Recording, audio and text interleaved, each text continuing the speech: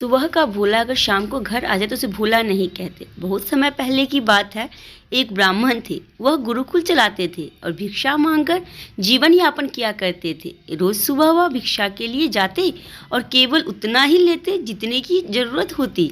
उनके इस स्वभाव से सभी बहुत प्रभावित थे। एक बार वह भिक्षा के लिए नगर सेठ के घर गए और जोर से आवाज लगाई, भवती भिक्षाम देहि।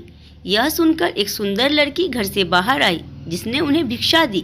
उस कन्या की सुंदरता को देखकर वह चकित रह गए। उनकी नज़र कन्या से हट ही नहीं रही थी। अपने आश्रम में जाकर भी ब्राह्मण को हर समय उस लड़की की छवि ही दिखाई दे रही थी। उनका मन दीक्षा से ज्यादा भिक्षा में लग गया और वे हर रोज नगर सेठ के घर भिक्षा मांगने जाने लगे। ब्राह्मण भी दिखने में काफी सुंदर थे। लड़की को भी वह पसंद आने लगे।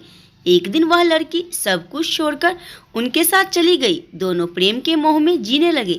ब्राह्मण के पास जो भी था वह सब खत्म हो गया।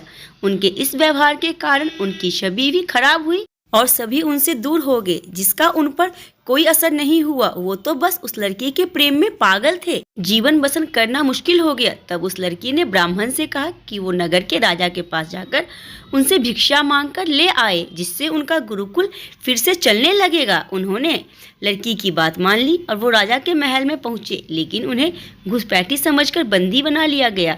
दूसरे दिन राजा के सामने पेश किया गया। तब राजा ने उनसे सब बताने को कहा। ब्राह्मण ने सत्य बोलना अब तक नहीं छोड़ा था, इसीलिए उन्होंने सारी बात राजा को बता दी। यह सुनकर राजा को हंसी आ गई और उन्होंने ब्राह्मण से मुंह मांगी भिक्षा मांगने को कहा। ब्राह्मण को इसकी अपेक्षा ना थी। उनके मन में लालच आ गया। उन्हें लगा कि अच्छा मौका है, इतना मांग लेता हूँ कि पूरा जीवन बिना काम किए कट जाए। और उन्होंने बिना सोचे ही राजा से उनका राजपाट ही मांग लिया। यह सुनकर वहां मौजूद सभी लोग हक्के बक्के रह गए। राजा ने हंसकर कहा, हे भिक्षुक, आप जैसा कहते हैं वैसा ही होगा। आज से इस राज्य के राजा आप हैं। मैं और मेरा परिवार अब से वन में रहेंगे। यह सुनकर ब्राह्मण सन्न रह गए। उन्हें राजा से ऐसे उत्तर की कल्पना नहीं थी। तब ब्राह्मण को एहसास हुआ कि यह सब ऐशो आराम, भोग विलास एवं कामुकता आदि कुछ ही समय के लिए है। मनुष्य की महानता उसके कर्म में है।